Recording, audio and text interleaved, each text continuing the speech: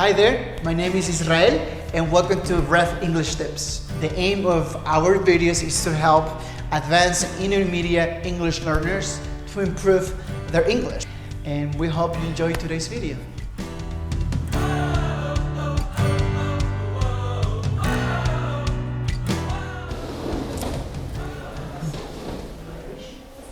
So where were you 18 years ago?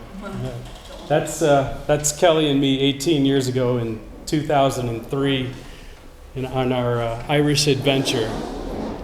So I'm going to give you a short, about 5 or 6 minute talk today about our trip to Ireland.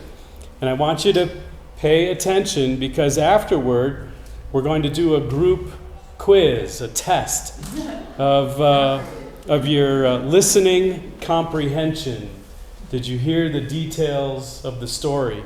And I will do my best to speak just as slowly as I can. It's difficult.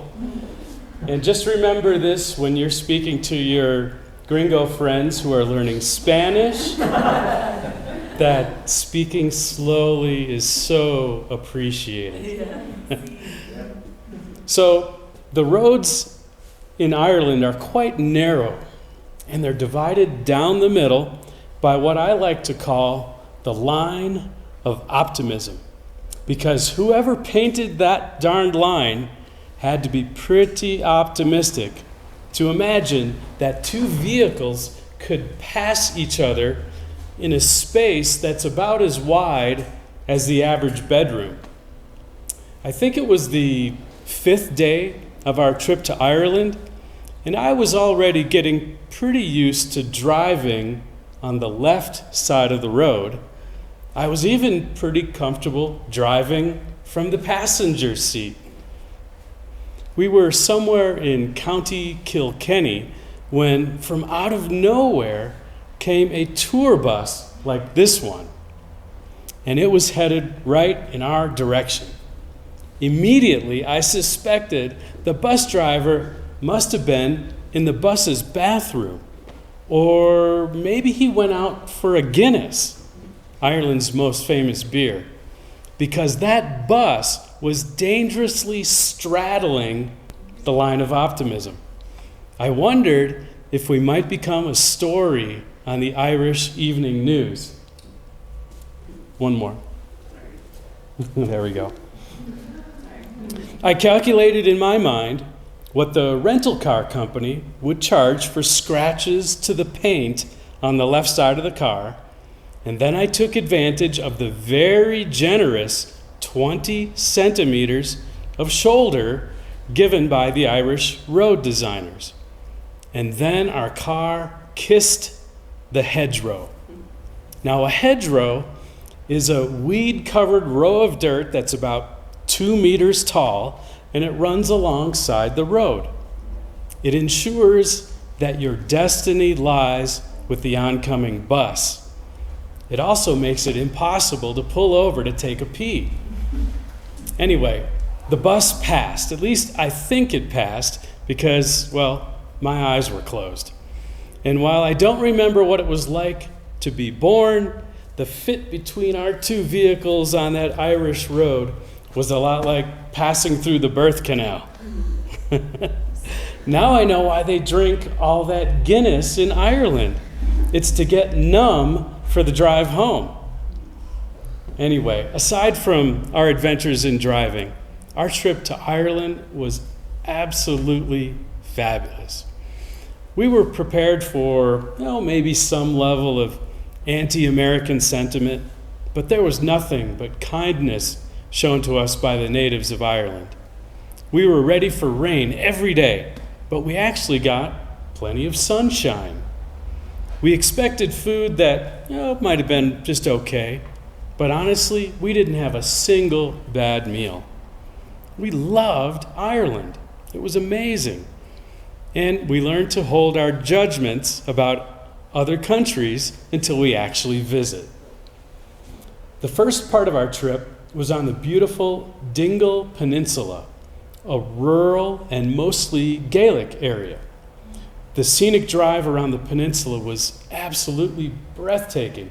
In fact, we actually did it twice.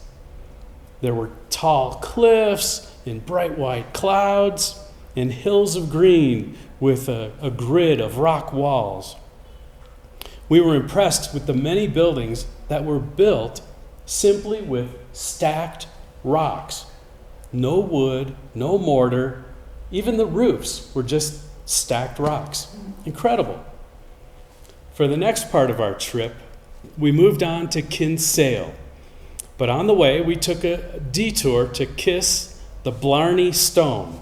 The Blarney Stone. We figured, hey, we came this far, sure, we'll kiss the stone. The promise of kissing the Blarney Stone is that you will receive the gift of eloquence, which means being able to speak well. So in my case, I think the outcome is still in doubt. What they don't tell you on the travel websites is that in order to kiss this stone, you have to lie on your back and hang out over a ledge 10 stories in the air.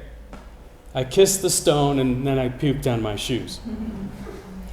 Yeah, it was terrifying. There it is, up there. Next, it was on to Kinsale, where we found a small seaside town that looked like it should be on a postcard. In fact, almost every town and village in rural Ireland is quaint and inviting. Each night of the trip, we stayed at bed and breakfasts that happened to be located on working family farms. It was a great way to experience Irish culture up close and personal. In Kinsale, we woke up and didn't even have to get out of bed to enjoy one of the most incredible views of our entire trip, an inland bay surrounded by these magnificent hills.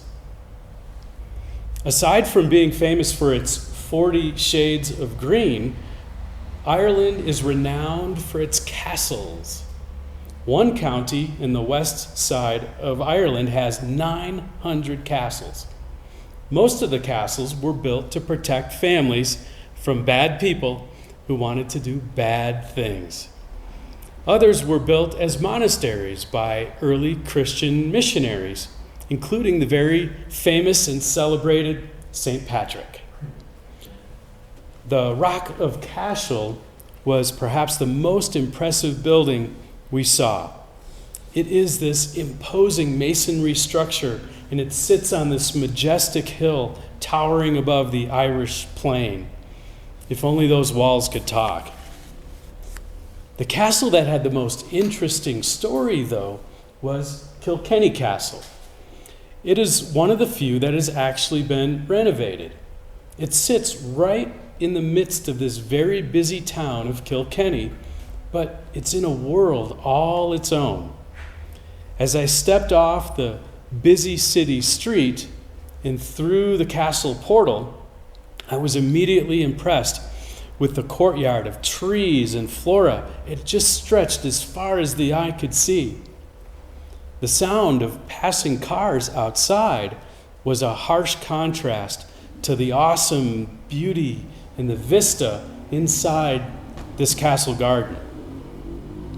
The most interesting thing about Kilkenny Castle, though, was the family who lived there for several hundred years. The Butler family got their name because the head of the family was appointed the official butler to the British throne. Now get this. His job, his only job, was to pour the first glass of wine for each new king or queen. Thus, he only worked for about 5 minutes every 25 years.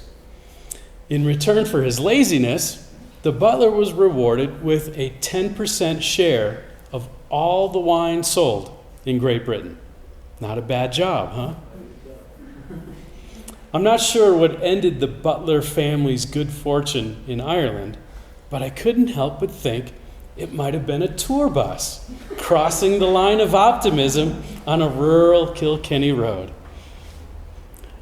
The Irish like to spend time with friends in public houses or pubs, as they're often known. And there they drink a little Guinness and maybe a little Irish whiskey. They listen to music and they talk about the day's events. They also enjoy sharing what is called a toast with one another. It's sort of a poetic well wish for people you care about. So I'd like to leave you tonight with a traditional Celtic toast. May you have warm words on a cold evening, a full moon on a dark night, and the road downhill all the way to your door. Thank you for your time and attention tonight.